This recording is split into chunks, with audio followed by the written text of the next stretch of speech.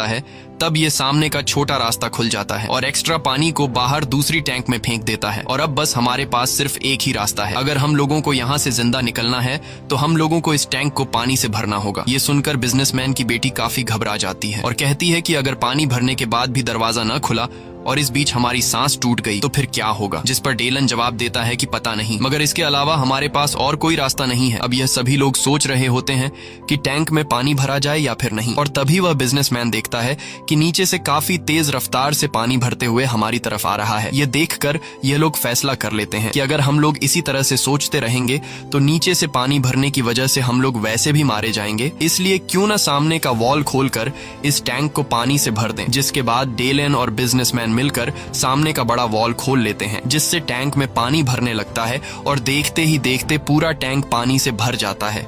मगर अभी भी सामने का दरवाजा नहीं खुलता। ये देखकर सभी लोग बहुत ज्यादा मायूस हो जाते हैं और समझ जाते हैं कि अब हमारी मौत पक्की है। लेकिन तभी टैंक पर पानी का प्रेशर ज्यादा होने की वजह से सामने का दरवाजा खुल जाता है और एक ही झटके में यह सभी लोग दूसरी टैंक में शिफ्ट हो जाते हैं। लेकिन मुसीबत अभी खत्म नहीं हुई थी, क्योंकि यहाँ पहले से पानी भर चुका था और अब इन लोगों को ऊपर वाले फ्लोर पर जाने के लिए पानी में तैर कर जाना होगा। जिसके बाद सब लोग गहरी सांस लेते हैं और दूसरी तरफ तैरते हुए जाने लगते हैं। लेकिन यहाँ सबसे आखिर में जो लड़की होती है वो जब आगे बढ़ रही होती है तो तभी उसके कपड़े एक तार में अटक जाते हैं, जिससे वो वहीं फंस जाती है। अब जब वो लड़की तार से खुद को छुड़ाने के लिए जोर लगाती है तो तभी उसका सिर सामने के नुकीले लोहे से टकरा जाता है, जिस वजह से उसका काफी खून बहने लगता है।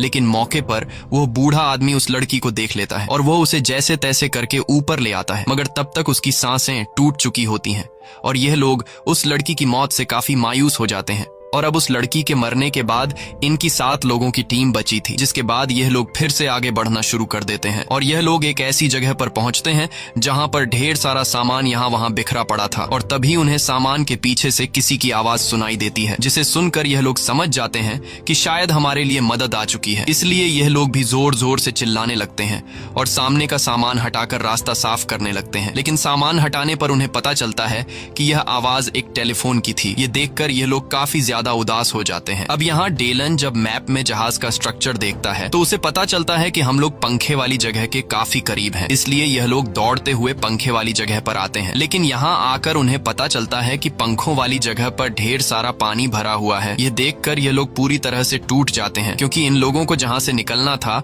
वो जगह पूरी तरह से पानी से भरी हुई है और इनकी पिछले कई घंटों की मेहनत जाया हो गई थी। अब सभी को अपनी मौत नजर आने लगी थी और डेलन काफी उदास होता है, क्योंकि डेलन के कहने पर जो लोग उसके साथ यहाँ तक आए थे उन लोगों को डेलन बचा नहीं पाया। तब यहाँ वो बिजनेस